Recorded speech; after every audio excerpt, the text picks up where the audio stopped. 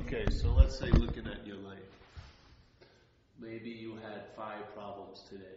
Maybe so far this week there was quote unquote 15 problems. Let's times that by 52 weeks and how many years. Let's say you've had thousands of problems. Yeah. Now there's all these thousands of problems, but there's one you. There's a correlation between the problem and the you. I'm telling you, the you is the biggest problem of all. Because it's through the you that the mind gives meaning to what you call problems, yeah?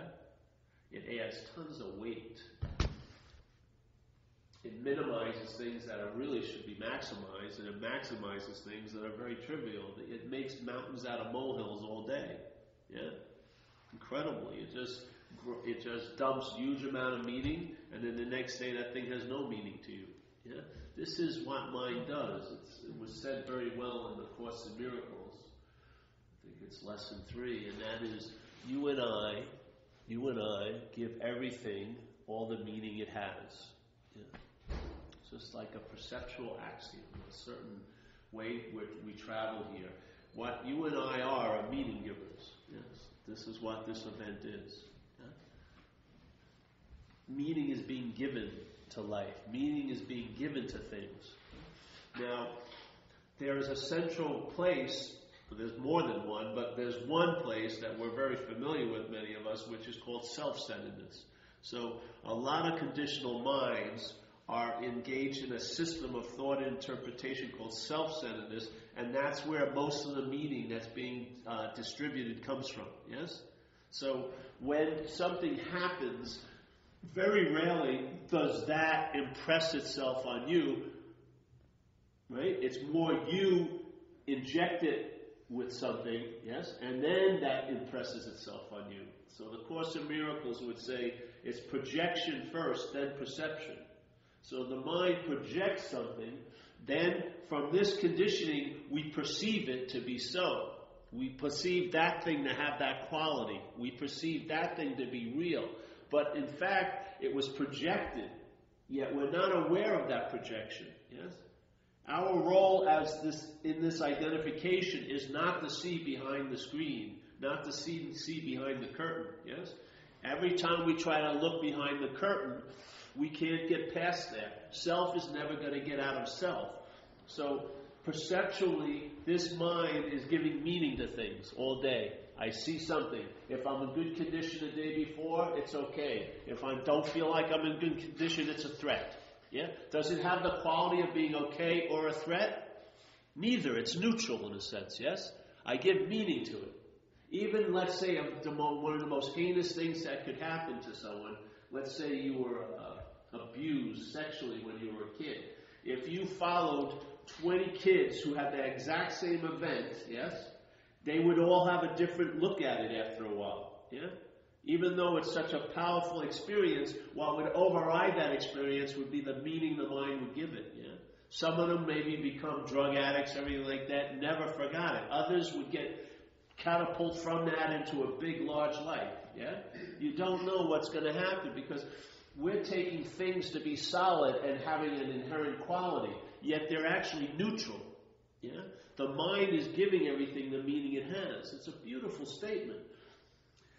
You and I are giving everything all the meaning it has. That's a suggestion it's putting out there. Find out if that seems to be true for you. Because if it is, you'll stop looking out there and trying to change the pieces of the game board, but look at the game master. Who's got this monopoly going the way it has? And the boot and the house or whatever is never leaving the game board. If you're identified as a boot, wherever you think you go is the monopoly game board. Yeah? The boot can't leave the game board. Yeah? This is about realizing, hey, I'm not the boot. Then there's a sense of leaving the game board because it doesn't dominate anymore. Another game starts happening. Yeah?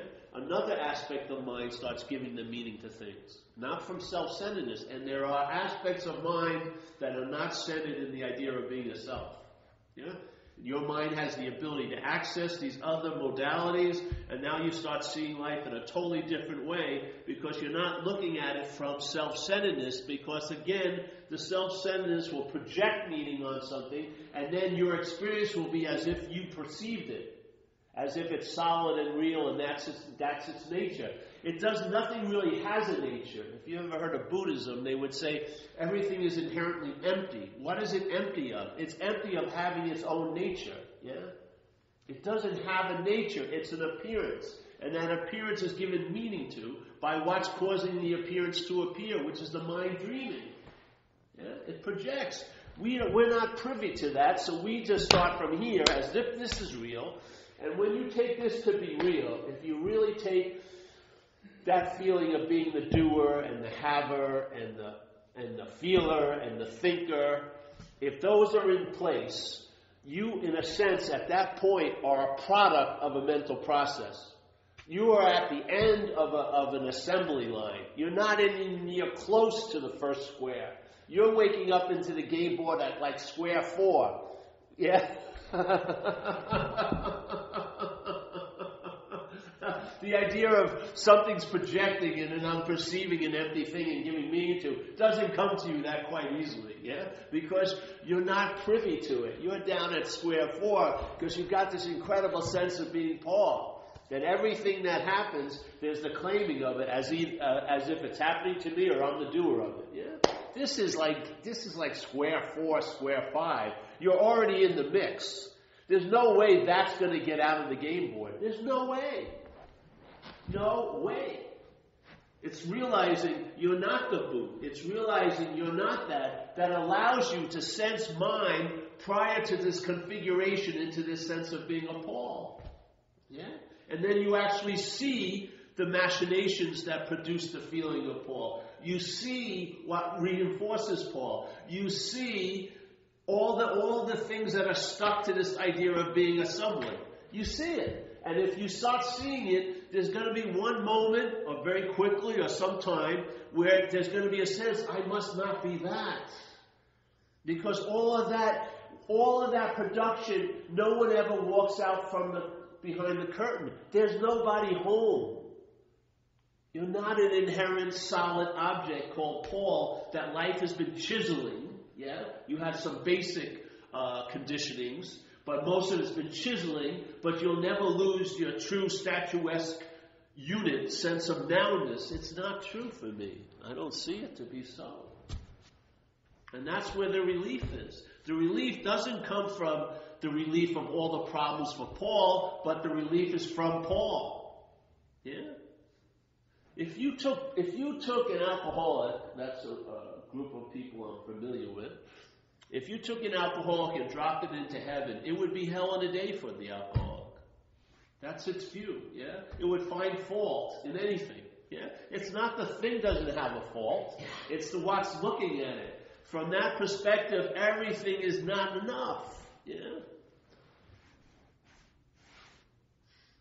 And this idea of self, let's say, okay, I really feel I'm the thinker of these thoughts. That's a pretty good diagnosis that you're on square 5 of the game board. Yeah.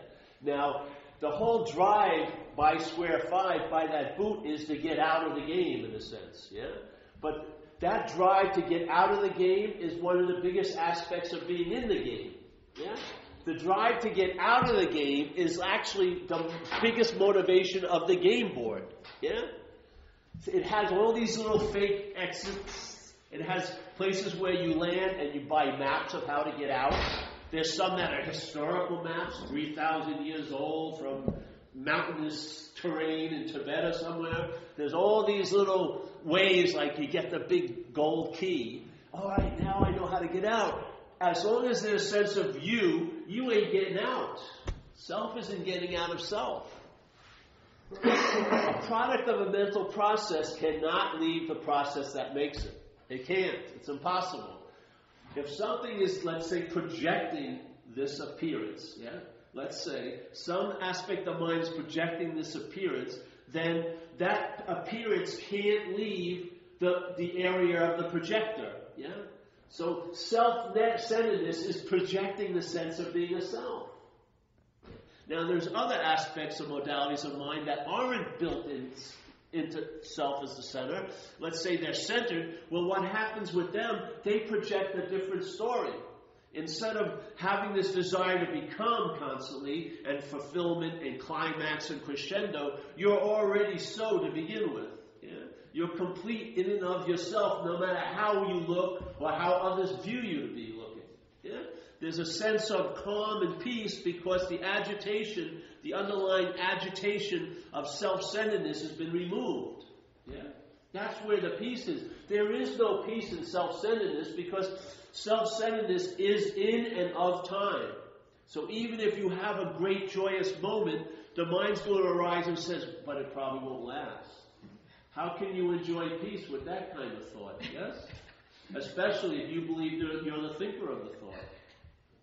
If you believe you're the thinker of thought, good luck getting out of thought. It's impossible. If you believe you're the thinker of all the thoughts, it's like something sitting there like a belief or an old idea. You're the thinker of the thoughts. Every thought that is seen, and you don't see them, consciousness sees them. Yeah? Consciousness is what brings them into attention. Consciousness, not you. Yeah? When there's the seeing of a thought, there's this old idea that you're the thinker of it. Yeah? This is what immediately hijacks the experience of conscious contact. It immediately gets claimed by the mental process and becomes an interpretation of conscious contact, which is, I'm conscious. I'm the one who's seeing. I'm the one who's thinking. These are my thoughts. And therefore I can't show everyone my thoughts because I'm embarrassed about some of my thoughts. Because some of my thoughts I take to be bad.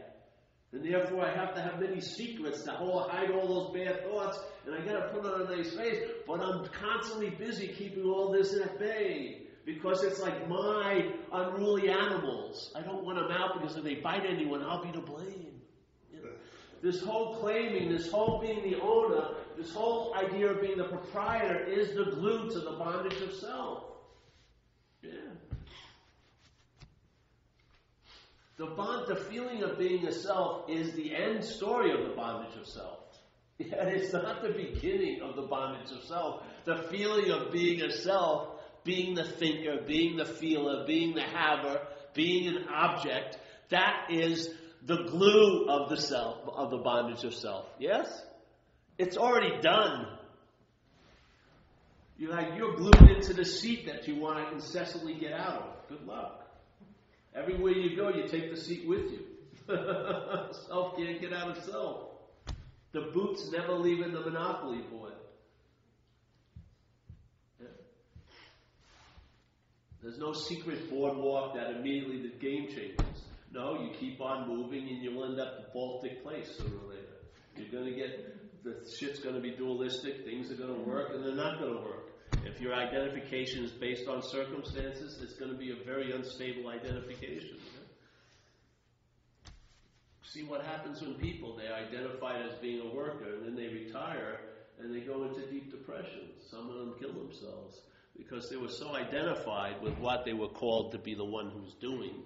I'm this. When they're not this anymore, what am I? Yeah. It seems like a giant chasm, a void they don't want to go to. But I found the relief from the bondage of self truly comes from entertaining you're not that. Why do you think, look at all the processes that have been offered in this world to get out of self. I mean, there's millions of them, really, yeah? And see how successful they've been. I mean, if they were factories, they would have been closed down a long time ago.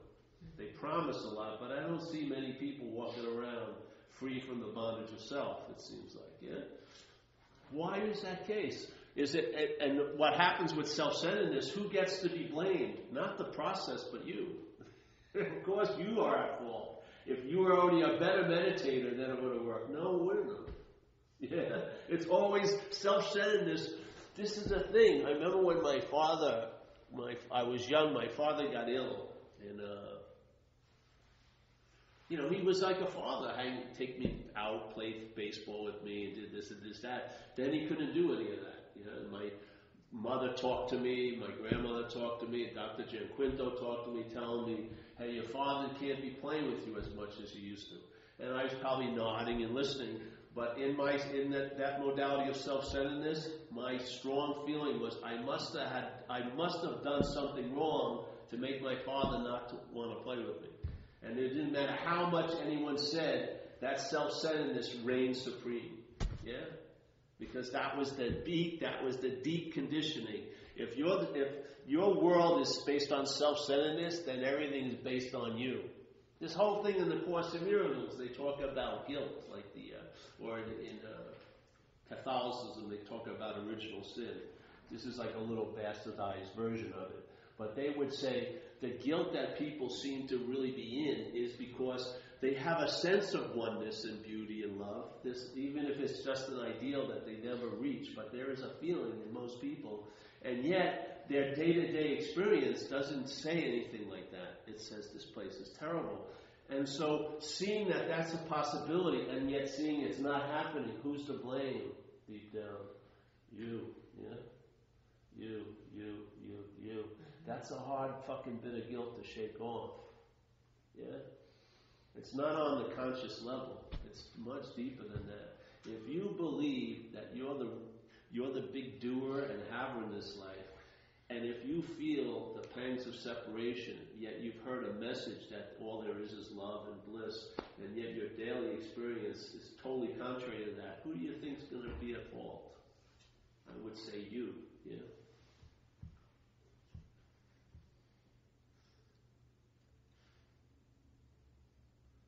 So why don't these things work? Maybe they do for some people. I haven't seen that many.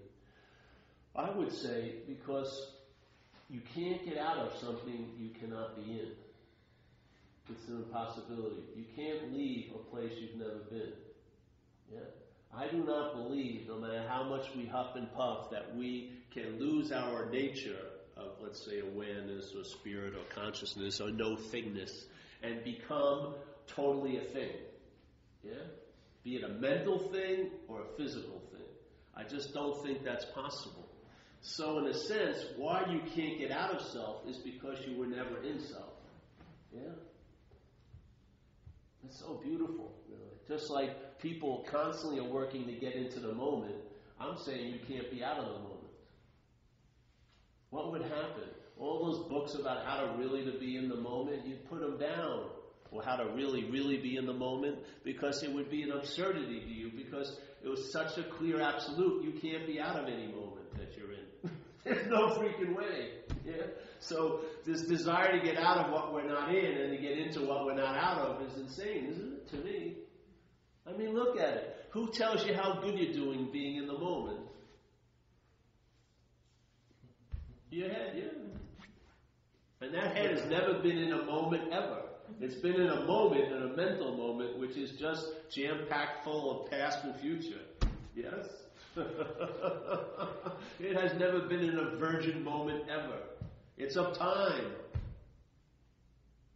It can't leave time to be present here, because its idea of presence is chock full of past and future. Yeah?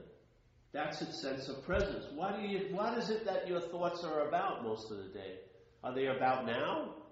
They're about the past and the future. Where does all its value lie in the past and the future? How does it present you, your thought system, as a body? Yeah? When the conditional mind thinks about you, how are you pictured? As a body. That's the only way it can think about you in the past. It has to picture you somewhere 3 years ago. Yeah? It needs a flag. It needs a flagpole. It needs a point of reference. What's that point of reference? To fixate on the body. Do you think the mind actually believes it's a body? Give me a break. I remember when I was young, I was on some couple of hits of LSD. And we were going to go to a Rod Stewart concert in Madison Square Garden. I lived in Long Island. And we had to take the Long Island Railroad.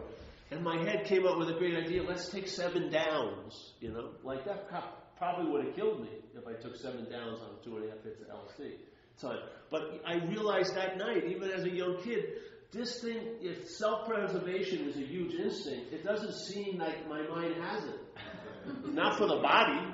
I mean, obviously it's preserving self very strongly, but it doesn't really take itself to be a body.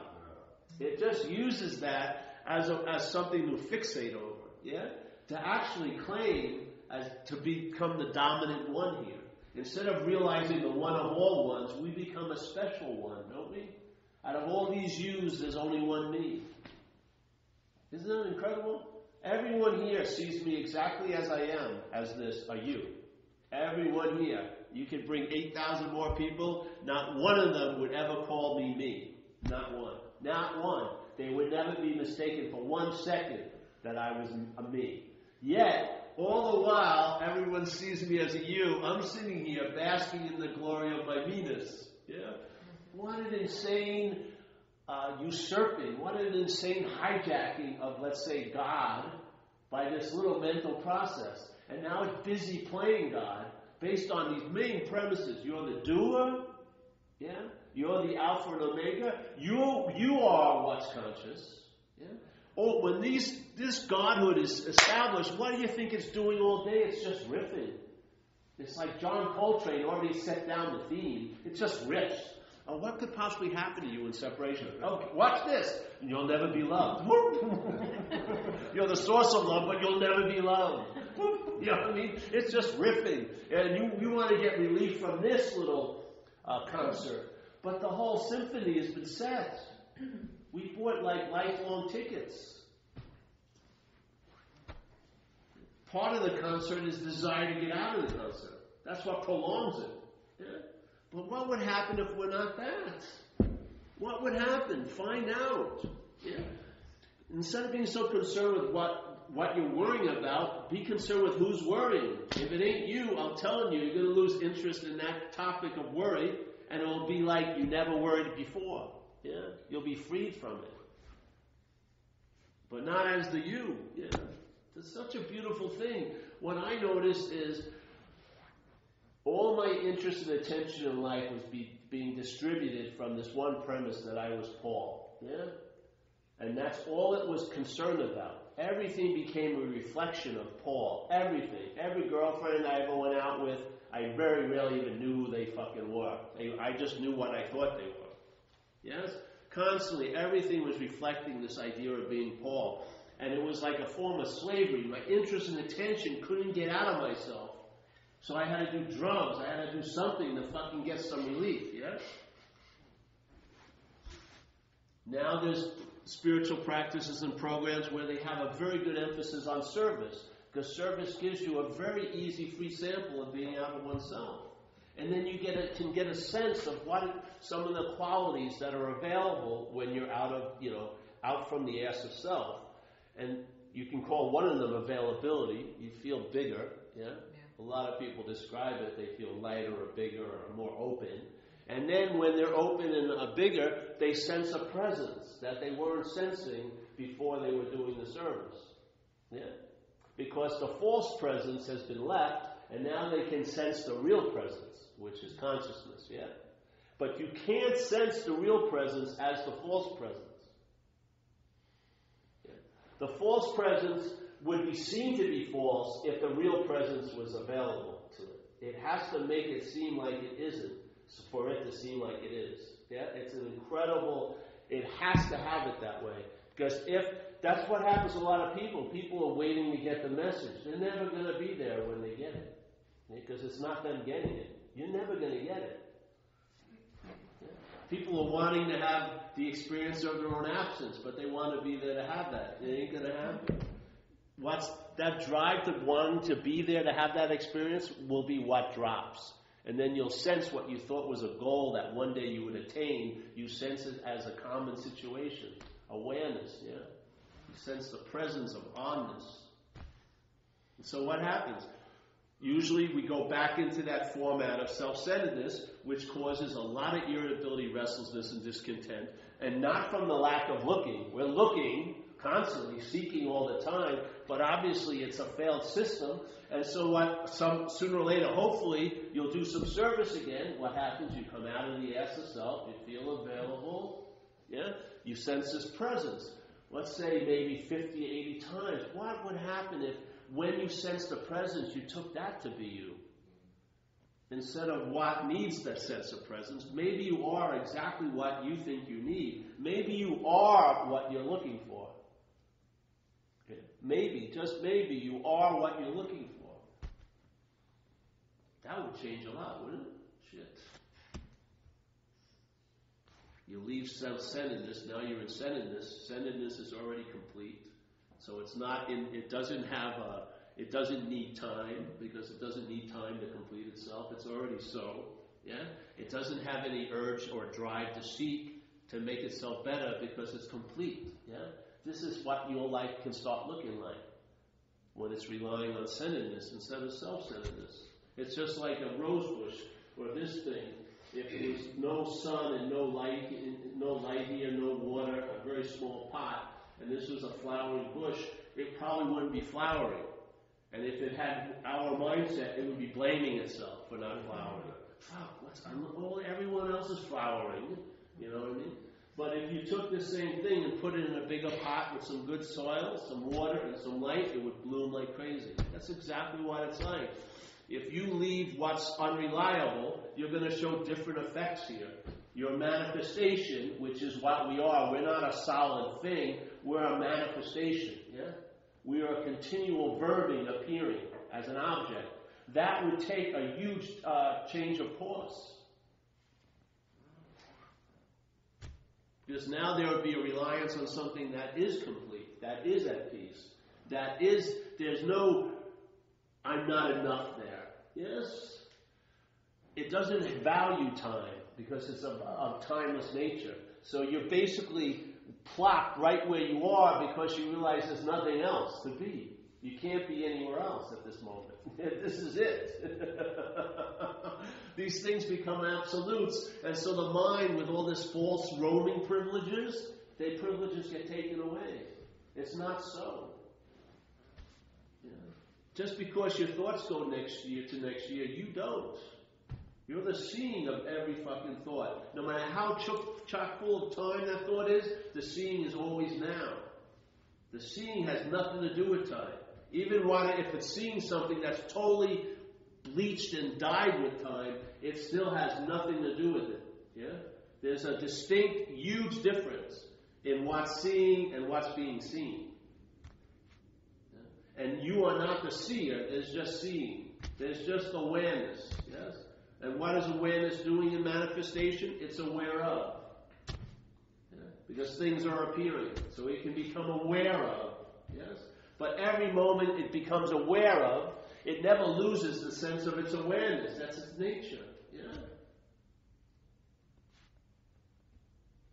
So if you're aware of thoughts that are telling you you're totally bummed out and you're disconnected and you're unconscious, it's a bullshit advertising. Because you're as aware can be seeing that thought. That message couldn't have been delivered unless you saw it. Yeah? And that seeing is pristine. Yeah? It's not affected by the circumstances and situations of manifestation. It's unmanifest. It's complete in and of itself. It's like the sky. No matter what happens in the sky's not affected by what happens in it. If a bird shits, it never sticks on the sky, does it? It always lands on a thing, the earth, usually your car. Yeah? Explosions never rip the sky open, do they? Never. 4th of July, there's been tons of 4th of July explosions. Not, did someone have to patch up the sky after, 12 o'clock at night on 4th of July? There's a big hole there. That fucking thing went right through it. No. This is sort of what mind is like. Mind is like a vast space, but it's conscious and aware, and what's arising in it, it sees. But it doesn't lose its nature by what it sees. Yeah?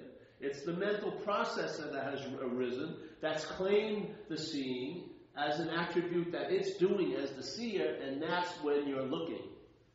Immediately, the vision of seeing becomes a form of looking called self-centeredness. Immediately. And there's a lot of incredible expedient means of great ways of looking, but not one of them is close to seeing. Not one. Not one, because they're still based on circumstances and situations. Seeing is not. Yeah? And every form of looking is really just a cover for the seeing that's there.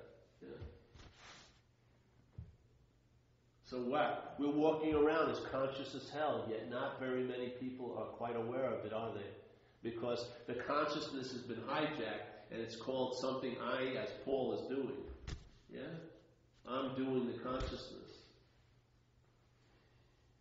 We can't even eat, take a shit when we want. We can't even digest any food, but we're thinking we're doing consciousness. It's unbelievable. I mean, to believe you're the thinker is pretty extreme leap, but to believe you're conscious is really out there.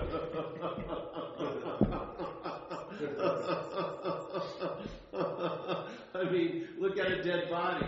The dead body may be perfect. If it got suddenly animated, it would be able to function.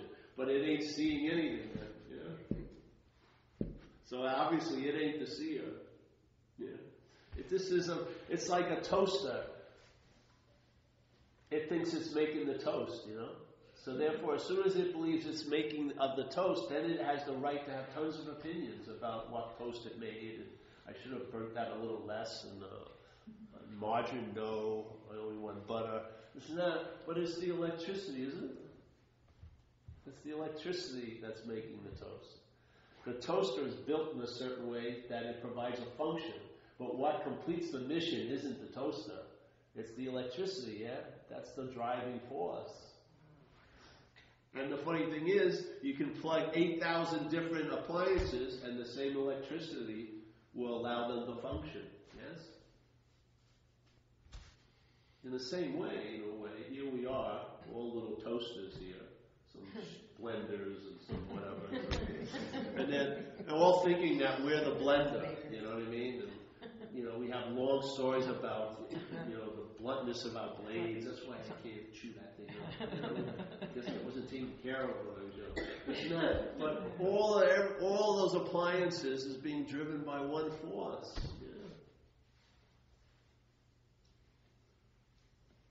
The toaster will never be relieved of the toaster problems as a toaster. It would probably be really relieved. Well, it is, because I've never seen a toaster flip out, I never see it sulk. I put it in, it makes toast, It doesn't, no, I'm not doing any toasting today, You know what I mean? But as soon as you claim to be the one that's doing it, all hell breaks loose. All hell breaks loose. It's too late then. After that's occurred, or seemingly occurred, it's like trying to get back. You can't get back. Self can't get out of self. Once the sense of being the doer and the haver and the thinker is in place, you are on the game board, already on square 5. And no matter where you go, you can't leave the game board. You are a boot. You are the Eiffel Tower. You're not changing. You're not leaping off and being a boot somewhere else. The boot and the game board are synonymous, yes? The game appears to be the way it is because there's an appearance of a boot. We're busily trying to change the Monopoly game. Why not just change the identification as the boot and see what happens? I found out that it allows you to travel lighter in this place. Where before you were huffing and puffing and flipping out every freaking day about stuff. Now you can sort of walk through stuff that you never imagined you could have ever walked through. Because it's not you walking through. It's like doing these talks. I never missed a meeting yet, except for Monday. I never missed a meeting usually. And the fact is, because I've never come to any of the meetings, ever. If it was me that was here doing the meeting, there would have been tons of reasons why I didn't do one. Tons of them, But for 19 years, I showed up every time I was committed to do one of these things, because I didn't show up. If it was me, I would have found a damn good reason not to go. I was bad to someone that day or something. How can I speak about this? Because I'm not fucking speaking about it. That's how I can do it. If it was based on a resume, I would be tape my mouth. I have no right to say anything to anybody. Look at what I've done. It has nothing to do with me. That's the beauty of it. And it's really nice when life is lived from that point of view somewhat. It has nothing to do with me. Then you can respond and be flexible, be present without this incredible weather front of time hanging over your sky. That's what's happening. We can't even see the sun because we're on this side of the clouds. If you were sitting here and you wanted to get some sun and clouds had this space to appear in, then the clouds would have a huge influence on you getting sun or not.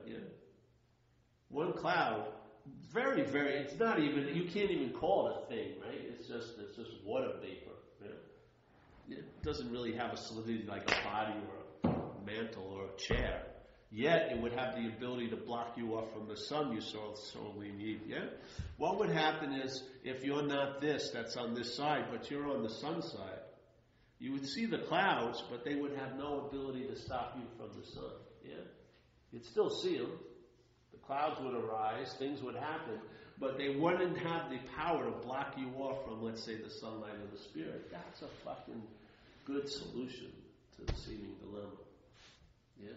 To have a sense you're on the sun side. So whatever comes up can't block you off from your own nature. Yeah? It only appears in it. So things they lose their meaning. They lose their meaning. Like in the Course it would say that you and I are the dreamer of his dream. Yeah? We forgot we dreamt it. And we've given what we dreamt all the power to affect us. It's a beautiful description of what's happening here. You and I are the dreamer of this dream. We forgot we dreamt it, and we've given it all the power to affect us. Yeah? If you remember the dreaming, then the power that you gave that, you may not give that. Yeah, that power. That's like a dreamt tiger can only scare the shit out of you if you're a dreamt object.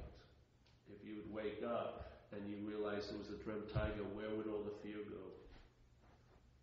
It would dissipate quickly, yeah? But as a dreamt object, you begin reading books of how to cohabitate with a tiger. You know, make sure you keep looking at the tiger. Don't offer any big pieces of flesh to the tiger. You try to get, how can I live with this freaking tiger? Yeah? Constantly with this sense of angst, yeah? Because the tiger can kill you. And there would be no relief, really. Yeah? But if you're not the dreamt object, then you see the tiger as dreamt, and then it loses all its power over you. Yeah, it's such a beautiful way to go. Yeah. Question C. Use the worrying and being fixated on what's happening. Use it and turn that mirror that's catching all those things and turn it on where it's coming from. And let's see if it's your original face. Yeah? Let's see if there is a you that's worrying. Yeah? If it's not, you may be able to travel with worrying much easier. Yeah? I found all the distribution all the meaning that is given to things is coming from that point of view, from self-centeredness. And there are other options. There's other modalities that you can access that will give meaning. Just like the self-centeredness gives meaning, but their whole modality is not based on self. It's based on something else. And you may be able to wear it looser as a light. You may not feel so claustrophobic. That huge drive to get out may dim down, and then you'll realize you were never in. You really weren't. That's the biggest. See, the funny thing is, when you're trying to get out all the time, all it's doing is verifying the belief you're in. Yeah, you're giving everything all the meaning it has.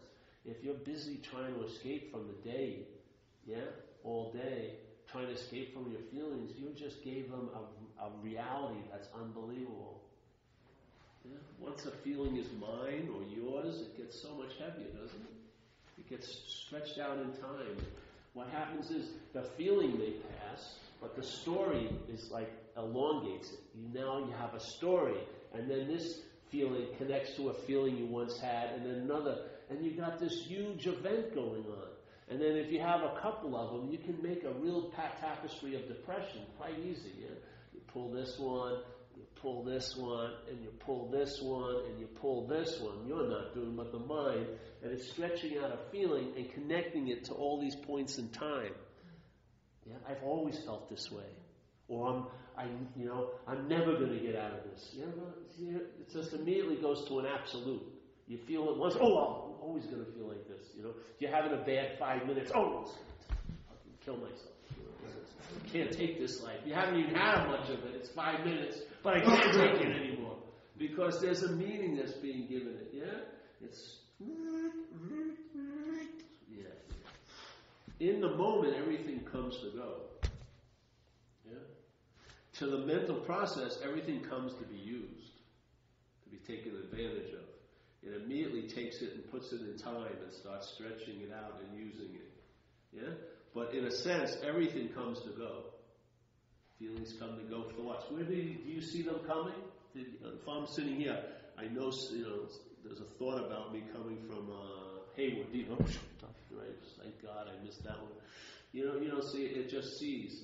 There's a seeing of it, yeah? And then it opens up, and then other thoughts seem to come from that, yeah? Or it tickles, and then more similar thoughts arise, and then they get glommed on together, and then it's almost like a train, and suddenly you're either on the tracks going to get run over, or you're the driver, or you're in one of the cars, and it seems like you can't get off. Even all the emergency brakes don't seem to work. Yeah, all like that. Just by the thought being claimed as my thought, it changes everything.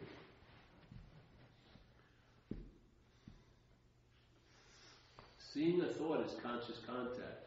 As soon as it becomes my thought, it's an interpretation. Yeah?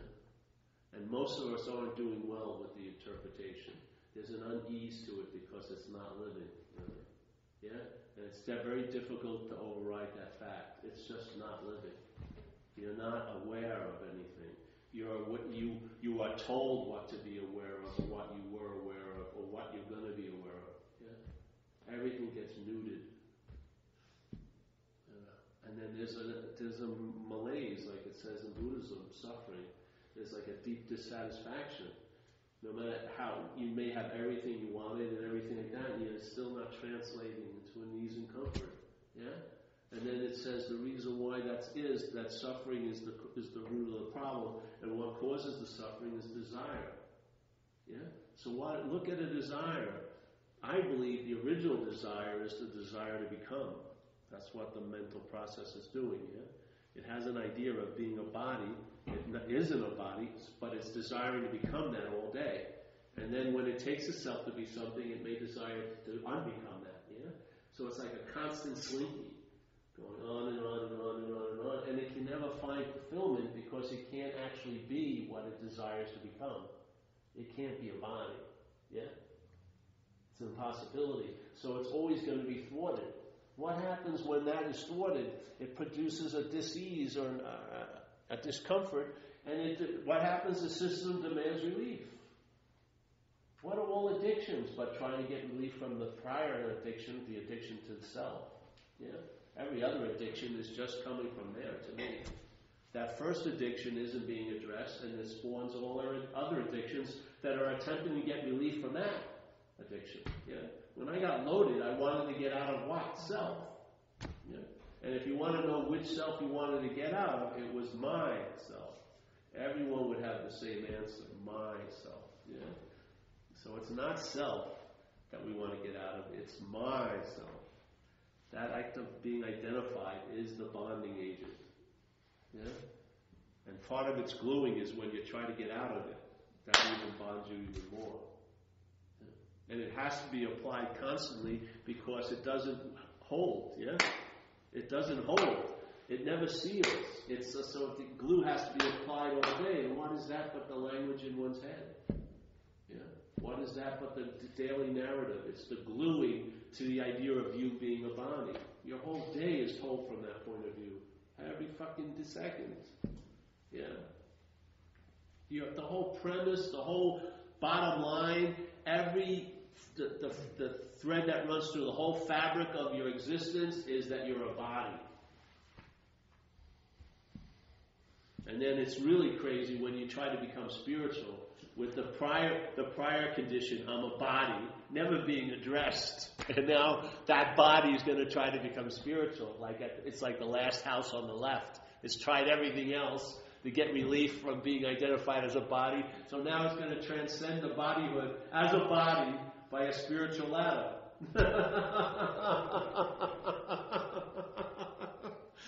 The point is, see, you're not a body. That's the spiritual condition. You are that. Yeah. The highest form of maintenance is to be it. Like Ramana said, to know God is to be God. That's an incredible, beautiful statement to me. Yeah. To know God is not to be a knower of God or a lover of God, is to be God. Yeah? Directly, right there.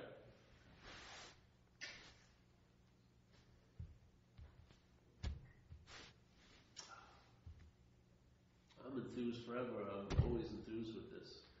It's just the taste that leaves in my mythical mouth. It's unbelievable. Because it's possible, yes? It's pregnant with possibilities. And instead of I will be okay or I was okay as these huge premises for the whole storyline, you are okay. Yeah?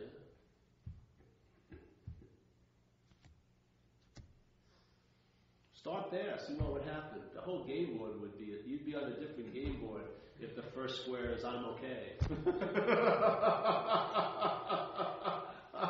Found 80 of the cards of the game would be taken out. They're all based on seeking. They'd all be taken out. You know what I mean? The game would become much simpler. Wait a minute. No, the whole premises of the game is you're not okay. And that you have to get okay. And it's on you.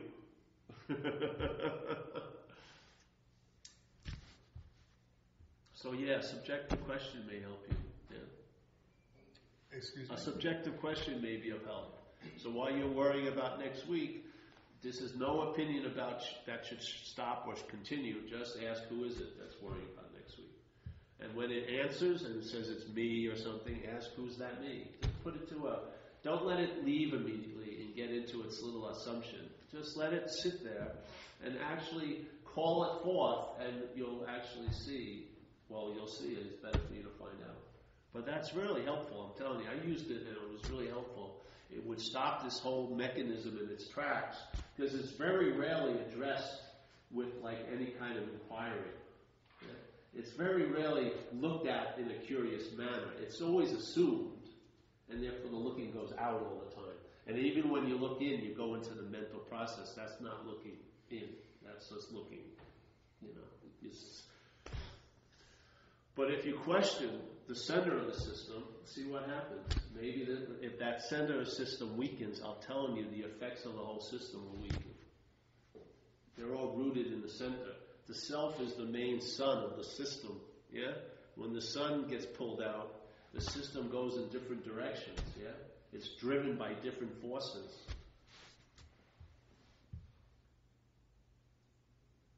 Maybe your eye will start seeing nothing. You'll sense a presence. Yeah. It'll be almost as if it'll be as juicy as seeing a thing, but there'll be nothing to be seen. You'll be looking, seeing nothing in a way, which I think is the infinite activity of mind. It's constantly seeing nothing. Yeah. And these eyes are built to see things, and they will. But the single eye, like they said, if your eye be single, your body will be full of light. Well, what is that infinite space but light? So in a sense, you're already full of light, and that light goes on forever, and there's an awareness, so you can call that seeing light, or seeing nothing. And it's not of time, it's not a procedure, it's not an activity, there's no one doing anything, it's just the way it is. Yeah? And the mind is right in it now. Yeah? If the mental process that presents you as a self, the only way you can claim all that interested attention is it's about you. If it's held as not about you, your interested attention will be dismissed from that, and it may go into the seeing nothing. Yeah? That presence, though not able to be seen or heard or felt or taste, may become the dominant experience or influence in your life. Yeah? The greatest influence in your life will be of nothing, from nothing. Yeah? And you'll get an intimation of that through its expression. So like Jesus says, you can't know the tree but by its fruit. Yeah? So you'll get a sense of what it is by its manifesting through you and through others in this life. Yeah? You'll read the tea leaves in a sense. You'll see the choreography. You'll sense you just sense something. And it goes so deep to the core, it bypasses all thinking and ideas, and beliefs and philosophies. It goes much farther, much deeper, much quicker. And it's like an unspoken yes. And there's a convincing, there's a belief with certainty, or there's an absoluteness to it. Yeah? Which provokes an immunity to all the passing fancies, all the advertising, All the little advertising with all its little hooks to get a sense of being the one who's having it, to get the sense of being the one it's talking about. It's always attempting to produce this leap into being a someone. Yeah? It's always inferring, pointing. It's like in Zen, they say the fingers, a teaching is like a finger pointing at the moon. Don't get caught with the finger. But all this is a finger. There ain't no moon. But the self is constantly pointing. Yeah? And the moon's assumed. It's taken to be so, yet there's no evidence thereof. But it's just assumed to be. Oh, if this is my bottle, yeah? Where's the emphasis now? Before it was a bottle. Everyone would see it. Yeah? The emphasis would be, a bottle. Now, this bottle is my bottle. Wow, now what is its vehicle? Its vehicle is to point at the me, the haver of it, yes? The mind sees the bottle, claims it, my bottle. Now the bottle is used like this, to point. Problem, used like this, point. Girlfriend, my girlfriend, this, point. Money, my money, this, yes? With the my, everything becomes a pointer and points at this phantom. And after all these pointings, there's a sense of being that which is being pointed at. Yeah? The mind makes a leap. It leaves the pointing and goes, there must be something there that it's pointing at. Yeah? Now that's the sense of being the you. So when the narration is being heard or seen, there's a feeling that it's you that's seeing it. Yes? It's you. That's the product of the system. That's the product of the system. That is not an inherent, separate, long-lasting thing that's witnessing something. It's way past witnessing. It's taking itself to be what's being suggested. Yeah? It's made a leap into nounhood. With all the verbing, there must be someone who's doing it. There must be a thinker. If I didn't do it and you didn't do it, then God did it. There's a God that must have done it. We always are looking for the Alpha and the Omega, the cause, where the buck stops here, It's me. It's like all this verbing, and then there's this little pop-up of a noun. And as soon as the noun pops up, then all the verbing now has direction. It's all happening to me, or it's not happening to me, or it's happening to them. Yes? Instead of seeing everything as happening, now everything is given a meaning or a direction in relation to you. Yeah? You become the whole center of the system. Why not see if that's so? If it's not, the system will take a new appearance. It will reconfigure. Watch. The way you thought it was always going to be was never that way. It just appeared to be that way with a historical little shot. Just like when you arise, there's a feeling that you were historical, isn't there? Oh, I was like, an epiphany occurs if you had an event where there's a major stoppage of your linear story. Let's say you call it an epiphany. And when it usually ends is the mind, something arises in the mind. I had this incredible epiphany. Yeah? And then you fall for it. And as soon as you buy that view, then there's another one you buy with it, which is the view that was before the epiphany happened. So suddenly, this moment of incredible virgin onness has now been bookended by you. And then neutered unbelievably. Now you had the epiphany. And you were the one who didn't have the epiphany until you had the epiphany. Yeah? See it. It's all there to be. It's all revealing itself. In one example, you can apply the principle of it all. Yeah? If you see one aspect of it of not being true, none of it's true. Yeah? You don't have to go through 8 billion examples. One can do. You ding. I'm not that. Ding. I'm not that. Ding, ding, ding, ding, ding, ding, ding, ding. Once the mind disengages as not being that, it starts obviously becoming privy to what it is. Yeah? It senses its own presence, not a formulated one as a body. When you close your eyes, do you actually stop here? Really? I mean, come on. And then this, who knows what this is, and then you saw it there. You know, like they said, the kingdom of heaven is within you. If that was true, the kingdom of heaven would be very small in this situation. There'd be no parking at the kingdom of heaven.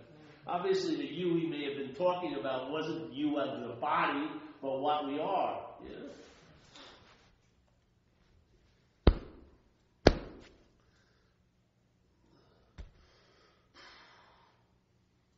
So let's say I'm saying you're a lion, right? When you hear that, you're a lion. Okay. You're a lion, you're a lion, you're a lion, you're a lion, you're a lion, you're a lion. Hits your little conditional ear, and now it's, I can become like a lion. That's not the message. You're a lion, you're a lion, you're a lion, you're a lion, you're a lion. Yeah, I understand. I can become like a lion. No, that's not the message. You're a lion, right? It's like this one, I read this one transcription of a teacher giving a great talk on non-doership, there's no personal doer. 4 pages in this book, and then it ended, and then there was the next paragraph, student, and the lady goes, I got what you said, now what do I do? Jesus, unbelievable. The system just, it can have an epiphany, it's a minor speed bump to it. It just keeps on rolling. It's just unbelievable. It really is.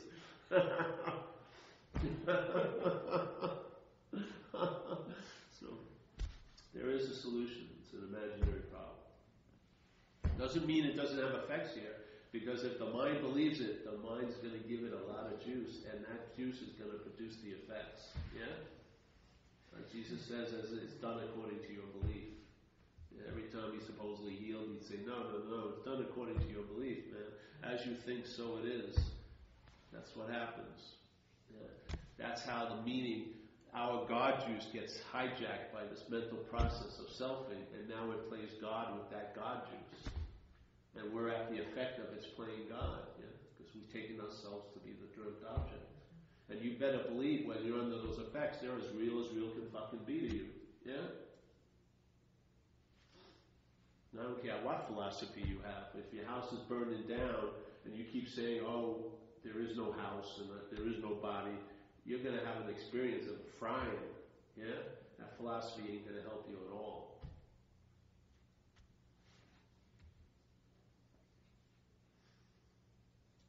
When the mind disengages from self, what used to be so entrancing will seem boring.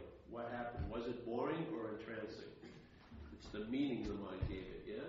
When it was about what it thought it was very entrancing. When it realizes I'm not that, it's boring as hell. You'll see it's the same old shit. You've been thinking the same shit for years. Yeah?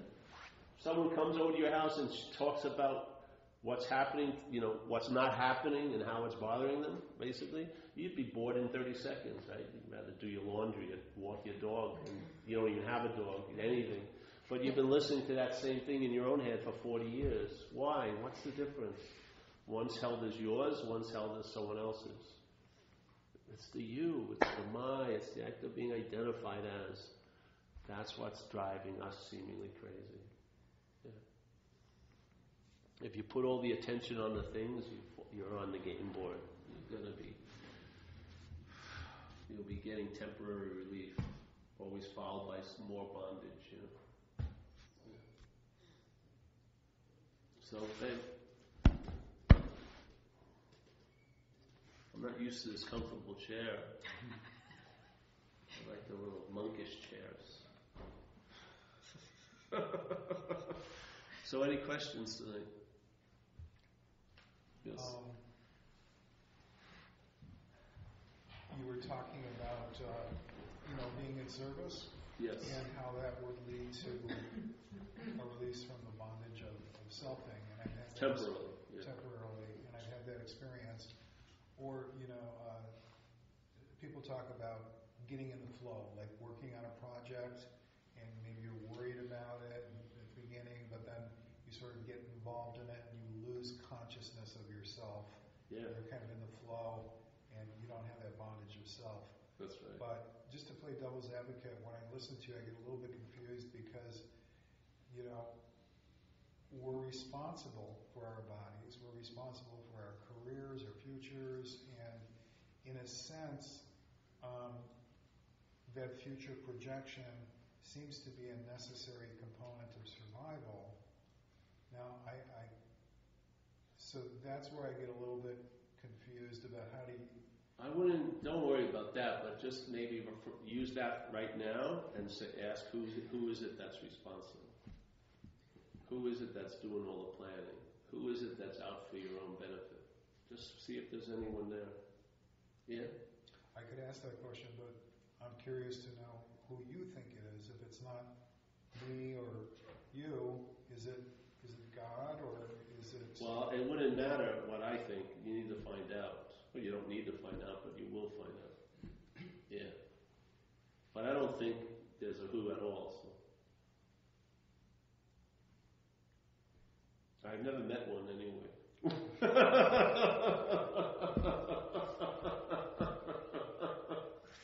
But I can see the practicalities of life are built in too, in a sense, yeah?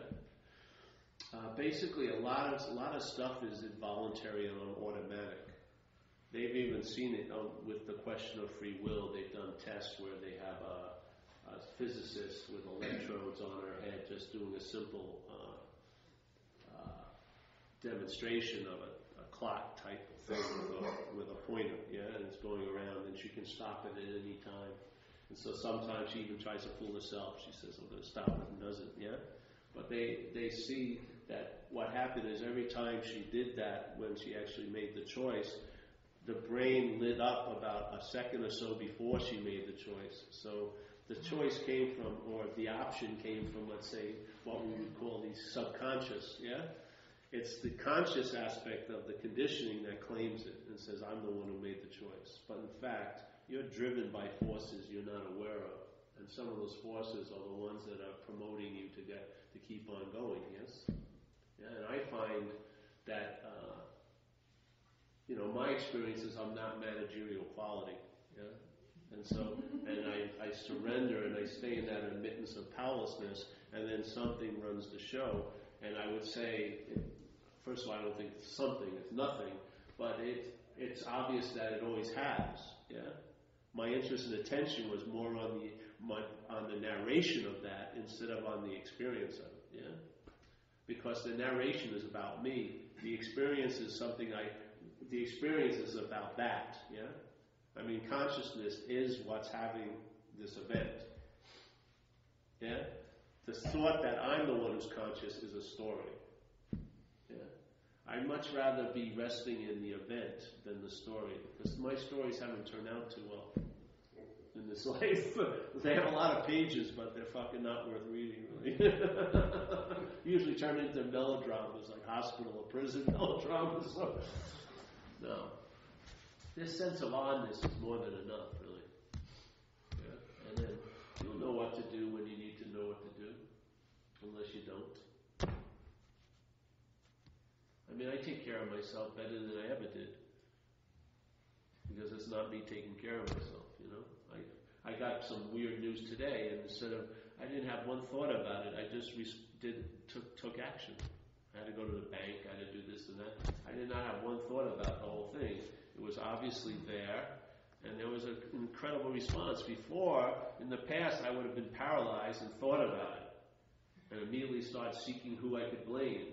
That's all wasted. Just, like, same thing. Like, anytime I have mail, I always take the worst one and immediately open it, IRS or anything like that. Just fucking get on with it. You know what I mean? Because like, no, I'll just try to avoid that. Then it becomes like this pulsating center of my next few days. That fucking letter, I can't. You know what I mean? Yeah. Just go for it, bro. You're taken care of. Just what happens. Yeah. Yeah. Can I ask a question? Yes. Okay. I'm trying to understand what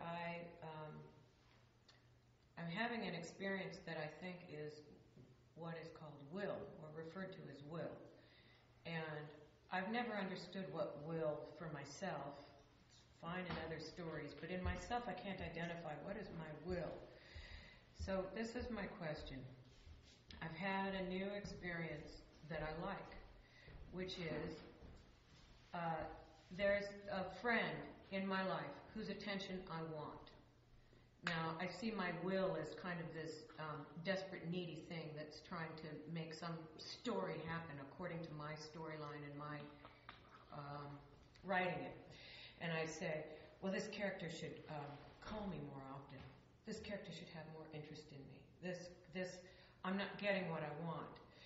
So this is so typical throughout all of my life. But anyway, just in this real simplified example, if I'm expecting to get a phone call from this person and I don't, I feel unvalued, ignored, whatever it is. If I realize that it is just a meaningless story that I have spun, and indeed I have no authority to create this storyline or reality, cast it as reality, I find that the action I would have taken in the moment of being offended and wanting to react, if I don't do that reaction, within even 24 hours, I'm having a hugely new experience about something that I guess I thought my storyline could control or shut down or get something from it, or and so I'm questioning. My question is that my will? When people talk about surrender my will in my life as a third step, I'm trying to understand what word I would give that, what verb that is, that action that I do, which is choosing not to do something, which is follow my own story and reaction. Well, I believe is grace. Is brought to you by a pause, right? You didn't have that before, just did you? Dreaming, no. So you never had invented a certain community that has a we type of access to that grace. So it's a common theme for many people in recovery, the pause, where there's instead of having that knee-jerk reaction and going on, having all your actions be based on that false evidence appearing real, it's held in a like a frozen, in a pause where other possibilities come in. Those possibilities exactly. I feel coming out of timelessness. Right. And then that pause can have the strength to wean you off of that knee-jerk experience. Therefore, your next day and days after that are going to be different because now the format of your life is shifting. And even just to top it, usually what my reaction wants to do is something that's very selfish. Usually it's anger. Whether it's fear or anger, it's an expression of one of the two things. And I find that what I choose to, what is much more acceptable, what really does seem true in reality is that I usually find that I want to be kind or loving towards something I thought I wanted to push away or reject. Let's take this back out of that and just ask again, like we were talking earlier about a subjective question. Who is that I that wants that, who desires that person to be a certain way, and who's that I that thinks it's kind or feels like it's kind? Yeah? Not validating or invalidating either of those movements, but just questioning the one that's involved in both of those movements. Yeah? Right. Maybe if it ain't about you, the whole idea of the why about will and stuff will be dismissed. You'll lose interest in all those inquiries because they don't bring you. That's just my take on it. Yeah, someone else wants to share. Probably would. The third step doesn't say give up will. It says give up my will. Will is just energy. I just wanted to know about the word will, not even about giving it up or it's like there's a house. Yeah. Will is simple. There's a house. And if the house is filled with I, me, my, then when it has volition and intention, that will that goes outside of the house, because will is that which extends beyond the house, follows back to the I, me, my. So it's already trapped in self-reflection. If the house is empty, if it's the house of nothingness, then it's just like all your will, all your volition, and all your intention. Every day you walk along, you're intending to walk along. That's your will. You have free will. Free will means that you use it freely all the time. As long as it's not tethered to I, me, my, you're in freedom. So if you give up your will then your will, the remaining will is just higher power. It's a higher power. The universe is one. It's non-dual. So the will that exists is a gift of grace so we can function inside this house. But the house is empty until you put I, me, mine inside of it. Once you scoot them out of the house, there's no problem with will. It's volition and intention. So. Yes. I have a great story that might relate to this. Mike, Do you? painting, there was this actor, I forget which one it was, but he put on a performance, and it was so perfect. Afterwards, everybody was congratulating him, like, oh my God, that was like the best performance I've ever seen. And then he was really depressed, and his friends go, what's wrong? You just gave the greatest performance ever. And he goes, I don't know what the fuck I did. And I'm thinking that's ego. Performance was great because he wasn't there. That's right, yeah. But that's will. He put on a show, but he wasn't there. That's right, yes. Just a thought. No, I like that story. Anything else? Any stories, questions? No? Yes. I wanted to check in with you since last Saturday, and I shared with you that I'm done with the illusion. And I thought, that's not something to toss out casually. I mean, it really took me a lot of crap to get there. Yeah. But I'm done with it, and I've just been investigating where am I going next. And one thing is to come here because this is about the only place I can share it. But I'm finding out that my life is kind of set up in a very interesting way. Next month I'll reach a day where after that I have nothing to do. Nothing's on my schedule.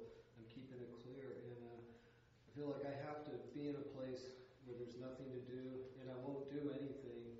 And as I contemplate that, I think about it's like my mind is a tight spring and it's winding down. And when I reach that place, I'll be basically free to be still, just to be still. And it's almost like somebody's laying the road out in front of me. I'm just like making an effort. It's being made up for me as I go along. And it's really interesting. And like every day I come up with something, some new insight. It's all a story too. But it's an interesting story. And so after that day comes, when I don't have anything to do, I'll explore that and see what it takes me. But it's a feeling that it's something's going to overtake me. I don't have to do anything. And I'm kind of, it'll be interesting to come here and share that with you. It's a mystery. I have no idea. It'll be fun, I think.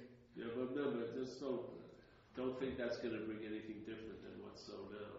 Well, maybe after that, at some point in time, stop suffering. That would be nice. Right now, I'm selfing it, I'm suffering, and I'm attached to outcomes of things. Are you involved in any community? Oh yeah, I've been doing full-time volunteer work for a year, and that's what's got me to see through the illusion. Is the fact that if I'm volunteering and I'm trying to help humanity, I'm attached to an outcome where something good has to happen. Right? I have to be effective and impact, but I'm not. So it's like No. See, that thing of, let's say, a desire to help things of humanity, where does that immediately infer that there's someone who has that desire? It's just desires arising, bro. Well, it's the attachment to the outcome. It's trying to measure my progress and see, I'm always Yeah, but if that isn't you that's attached to the outcome, then you don't have to be attached to the outcome. Yeah, well, that's the whole thing. It's how do I get rid of these attachments? I have to stop. No, don't worry about the attachments. You don't even have to get rid of the one who's attached. It's just entertaining there isn't anyone who's attached. And then the meaning that's been given to the attachments will change. Like Ramana Maharshi says, it's not about giving up possessions, it's about giving up the possessor. And then you'll see what happens, yeah? So don't give up attachments, just give up the one who has the attachments. Yeah. Or the one actually who doesn't want to have the attachments, which is the biggest attachment. It occurs to me that, at least in my case, and these are all in a different case, I had to experience illusion fully and suffer fully. So I can say that I'm now done with it. Attachment, self, whatever, I'm done with it. So now I can move on. Well, if that was the requirement your mind set, and that was the only way you can enter the gateless gate, then that's fine. I mean, I saw it with people who go, you're speaking to them, they're at these meetings, and they go, and you ask them, and they go, well, I don't really need to go to the meetings, or I don't really, I've got it all, and then you ask them, well, why do you go? Why do you go to the meetings? And they say, well, if you really feel like you need to go to the meetings, you better go to the meetings. So if you really feel you've got to be done with something, this and that thing's still playing God, then you better do it. Yeah? But if you really believe the only way you can sense peace is meditation, you better be on a meditation pillow. Because the mind's busily playing God, and in a way it's going to make that, quote unquote, the only way. It's going to make like a gateless gate full of gates. Yeah? And if that's still playing God, you're going to still have to pay the toll, in a sense. I'm questioning that. You're not that. That's a story, bro. You're not that, which had to be beaten to a pulp to get it. That's just how it appeared. Yeah. But you're not that. There was no that had to get beaten to the pulp. There was just beating to a pulp. Yeah. That's the freedom. The freedom is from the bondage of.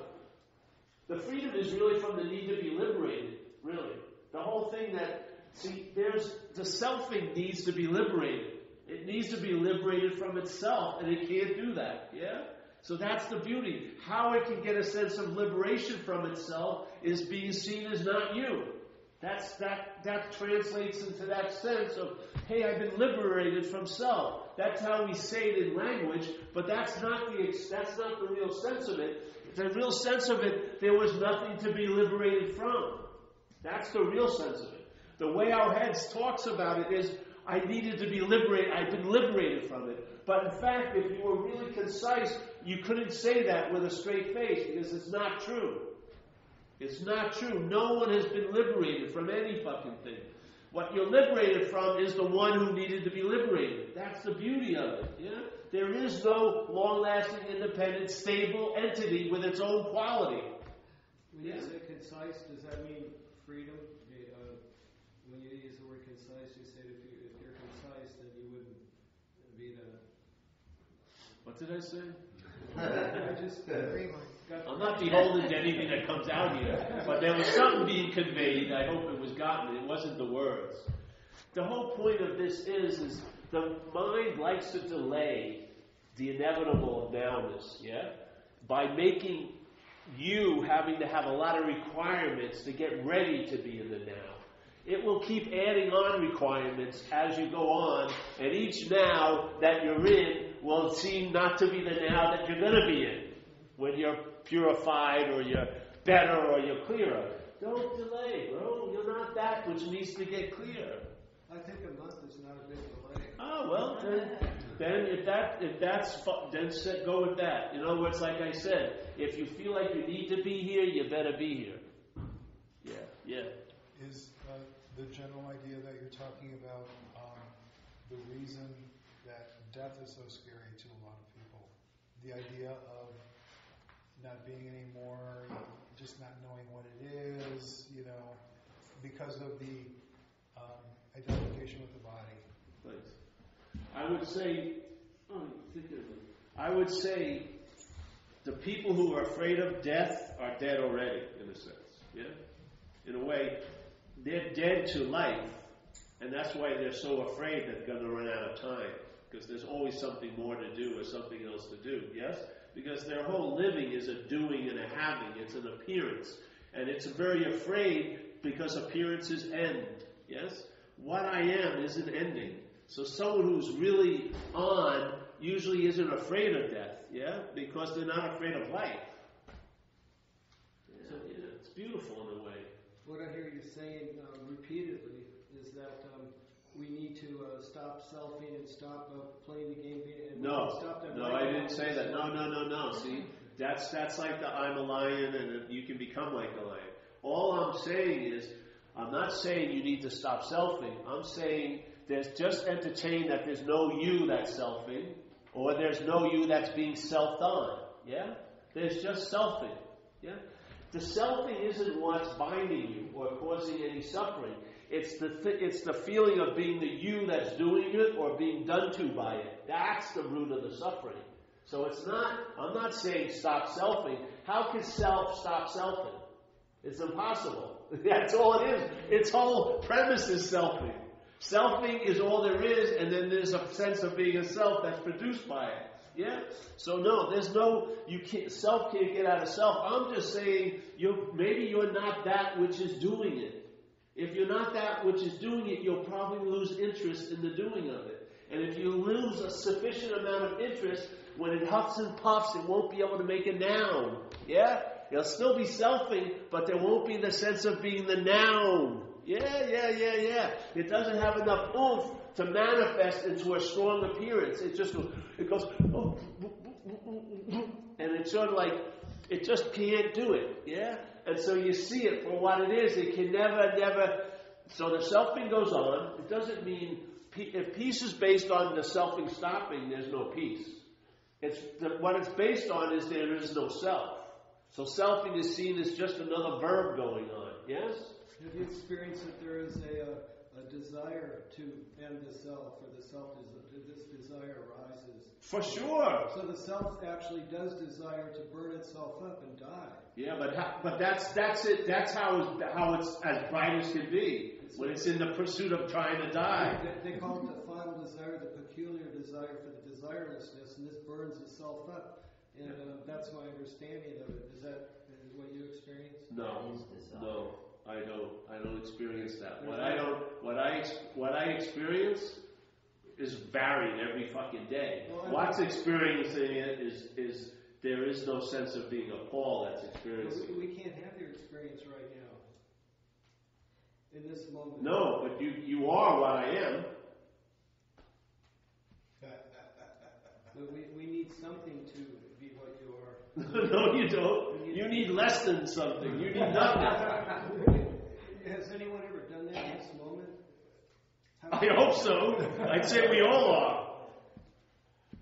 We're all suffering. You're not suffering. There's a big difference. No, don't. Now you're thrown out. We don't know what's going on wherever we're sitting.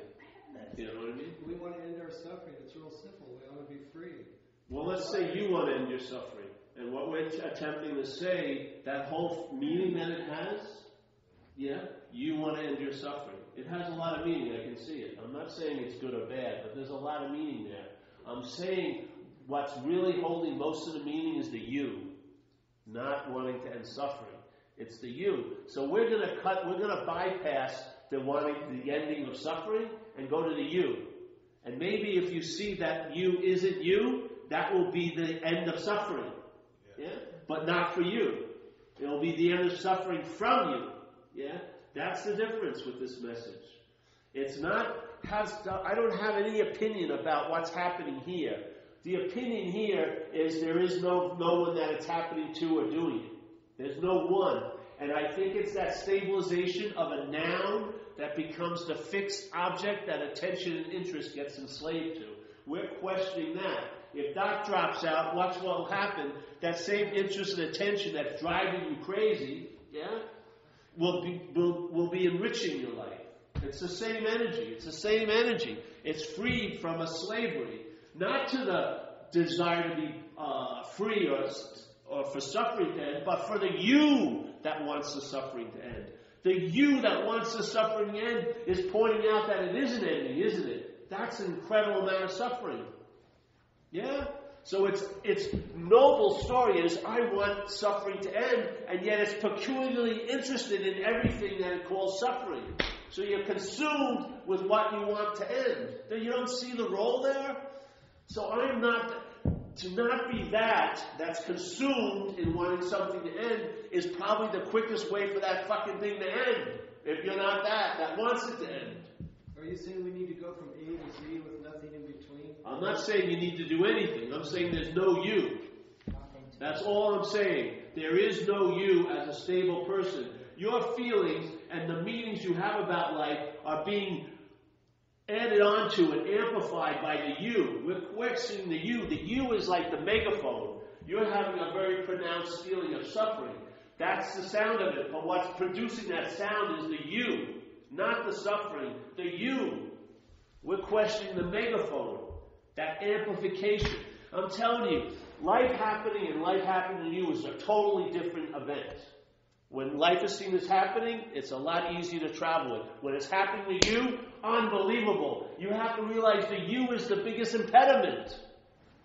That's all. We're just questioning, let's take the biggest log out of the river and let's see how things move, yeah?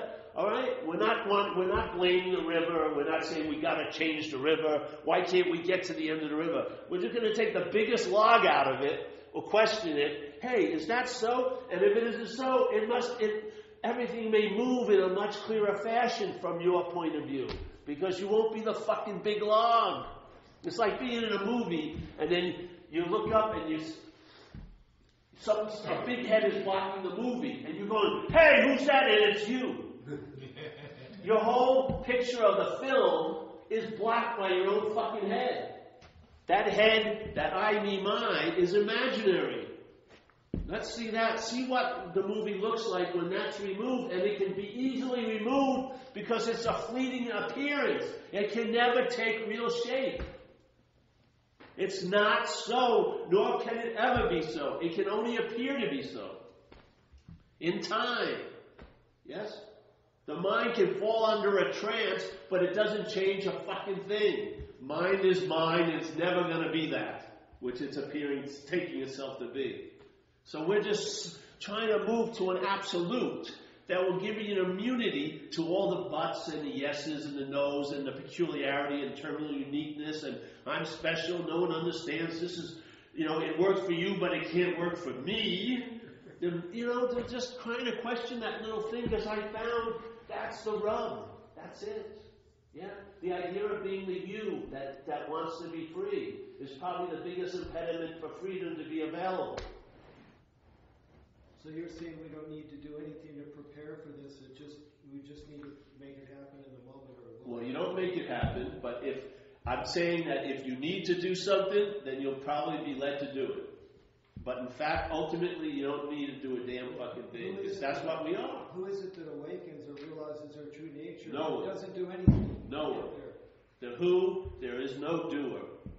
Who is invaluable there? Who has nothing to do with it? Like St. Francis says, he didn't say who's looking is what you're looking for. He said what's looking is what you're looking for. Well, other than Susan Siegel, who woke up at a bus stop and didn't know where she was, I haven't heard too many people that didn't have some period of spiritual practice, letting go, teachers. Well, then maybe you've been surprised now, because here we are.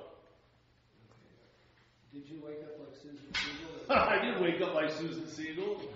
If I woke up as Susan Siegel, I'd be flipped out. No. No one woke up. But you had something you did before you locked the cell. No, because that's the story of me. Something happened, but it never happened to me. You found a silent place or something to unwind the No. body? You just woke up. It was a regular day at the office. Wow. Busy being me. Pretty rare. But the fact is, there is no one that wakes up. Ask any of these people, if they can say with a straight face that, all right, this is what I did for this to happen, and if you follow, it'll happen to you, they're fucking liars. Well, we get in this problem of word games and enlightenees where we say, well, you can't say awakening because that word's not style anymore. You need to say, you realize the true nature of the infinite moment and you have an experiential mode. Oh, you're going to love us. You better stick with us. No, really. You're going to love us. I have to learn the right words to talk to you, right? No. I can't say awaken or this or that. No. What I recommend, keep coming back. This is going to be great for all of us. Me and you and everyone. Yeah. I really believe it. I have a strong feeling of it. Yeah. Okay. Yeah. Because one thing is, when we're talking about the idea of self, hopefully we're not going to jump into any therapy. We're going to just stay on point and just look at it. I don't give a shit about this side of the equation, what's happening and this and that. The who is happening it to is the main meaning giver. That I like to look at, because if you look at it enough, you'll see it. And you'll see it, and it'll distill into one message. I'm not that. I am not that moon, that fake moon, all those arthritic fingers are pointing at all day. Yeah. The reflection is just a reflection. There ain't no moon given the reflection. It's an appearance on the surface of the water. Yeah. I just like this is going on long tonight. a thorough knowledge of suffering and attachment and thinking cannot help you.